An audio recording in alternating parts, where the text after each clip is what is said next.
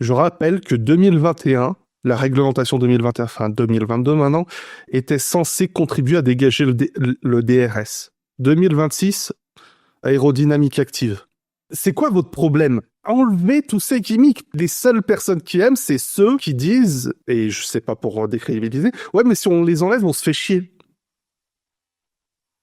C'est Alors, la F1. Je veux pas des pansements. Je veux des Ouais. solutions concrètes. bon, le DRS, c'était un peu le pansement sur une jambe de bois. À la rigueur, je veux bien, mais pardon, ils sont combien à la FIA pour réfléchir aux réglementations techniques? Il y en a pas un qui s'est dit, OK, ça râle sur le DRS. Est-ce que on ne pourrait peut-être pas s'imprégner de ce que font les autres disciplines? Par exemple, en IndyCar, tu as le push to pass, donc surplus de puissance, ce qui pourrait s'apparenter à un DRS en Formule 1, et qui est limité selon le circuit, 100 secondes, 150 secondes, 200 secondes, etc. Pourquoi on ne dit pas aux pilotes de F1, OK, le DRS, c'est 8 activations pendant le Grand Prix. Démerdez-vous. Pour défendre, pour attaquer, Je serais beaucoup moins contre. le pilote est concentré. Il sait qu'il a son adversaire à moins d'une seconde derrière lui. Il sait à peu près où en est l'usure de ses pneus, parce qu'il sait à peu près à quel tour il s'est arrêté. Il sait que techniquement, il peut le manger au frein. La ligne droite se présente. Et là, il a les yeux rivés dans le rétro. Qu'est-ce qu'il voit? L'aileron ouvert. Il va répondre. Il va ouvrir le sien. Et là, c'est génial. On va voir qu'il freine tard. Aujourd'hui, tu ouvres le DRS, c'est terminé, quoi. Tu peux y faire coucou, le gars est devant, quoi.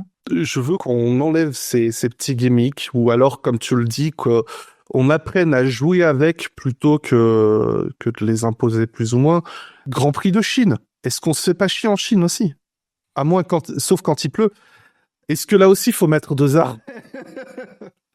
Les seuls dépassements qu'on a, c'est au DRS, quoi. Enfin, voilà. Le Canada, c'est devenu une purge aussi ces dernières années, hein.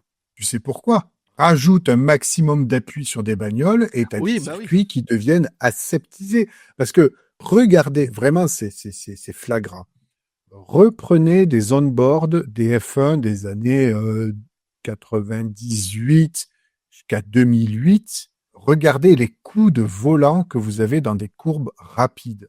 Les pilotes luttent pour garder la bagnole sur la bonne trajectoire. Des voitures faisaient elles faisaient 1,80 m de large, pneus rainurés, donc il y avait beaucoup moins d'appui, forcément.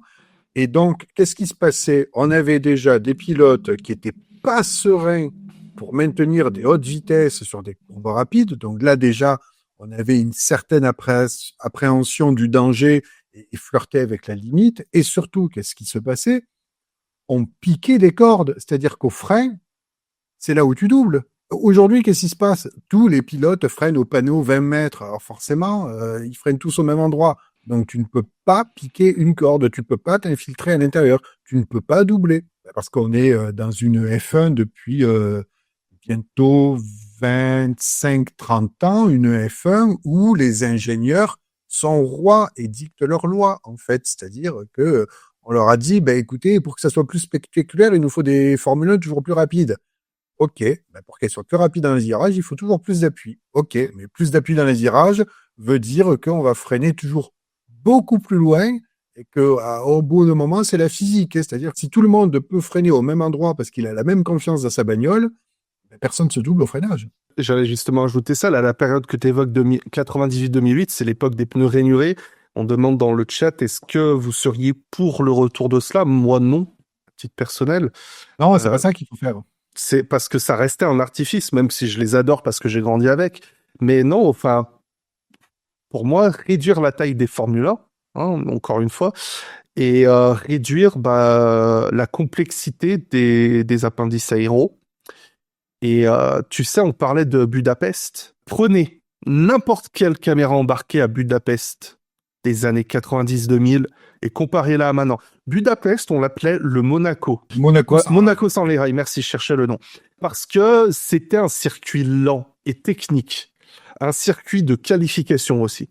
Aujourd'hui, c'est un circuit rapide. Il y a pratiquement plus de freinage à Budapest maintenant. Tout se prend à fond pratiquement.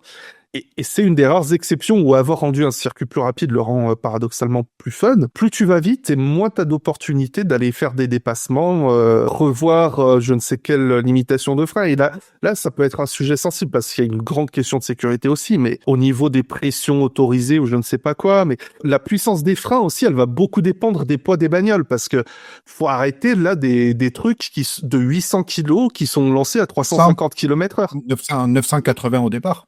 Oui, 904, bordel. Pour moi, c'était 800 à vide. J'avais oublié que elles font 900, elles font combien? Elles font 906 à vide. Je veux pas savoir, c'est pour ça que je regarde pas que je me pèse pas, Gazou. Je veux pas savoir. Elles font quasi une tonne au départ, les F1. Ouais. Alors, attention, une guerre des pneus, je suis pour, mais s'il y a 4 ou 5 manufacturiers, pas s'il y en a 2. Bridgestone, Michelin, pour moi, c'est une époque qu'on idéalise. C'est une époque qu'on idéalise plus qu'autre chose. Alors que de revenir à l'époque où tu avais du Dunlop, du Goodyear, du Pirelli sur la grille. Ces bonnes vieilles roues qu'on démontait avec des marteaux. Et à remonter le temps en 1956. Oui. C'est sûr que le trop d'aéro, c'est génial parce que à un moment donné, la F1 a communiqué dessus. Hein. Ah oui, vous vous rendez pas compte, on a gagné 10 secondes au tour. Ouais, à quel prix? Alka, j'ai entendu Franck Montagnier dire que s'il y avait une guerre des pneus, les F1 iraient plusieurs secondes plus vite. Ah, je suis totalement d'accord, perso. Oui. Il a totalement raison. Hein. Il a raison, mais ça ne résout pas le problème du spectacle. Ah oui, ça l'empire même. Du coup, encore une fois, plus ça va vite, moins c'est bien. Ça. Sauf si la vitesse vient du moteur et non pas de l'aéro. Reprenez l'époque des V10, V8, le tour de Juan Pablo Montoya à Monza, qui a été pendant très longtemps le record de vitesse. Tu le compares au record que Raikkonen a battu en 2018. Tu compares les deux tours. Il y en a un des deux qui détruit l'autre en ligne droite et l'autre gagne dans les virages. Hein. C'est aussi simple que ça. À cette époque, il y avait deux réglementations qui il y avait la première qui était le régime moteur maximum. Les V10 ont atteint jusqu'à 22 000 tours minutes. Puis après, ils ne devaient plus dépasser 21 000 et après, ils ne devaient plus dépasser 19 000. Et il y avait une guerre, littéralement, entre Ferrari, BMW et Honda qui était de savoir quel moteur allait tutoyer les 22 000 tours minutes. Et après, il y avait l'autre guerre technique, pas psychologique. Il y avait l'autre guerre technique qui était de savoir quel moteur allait dépasser les 1000 chevaux, quoi.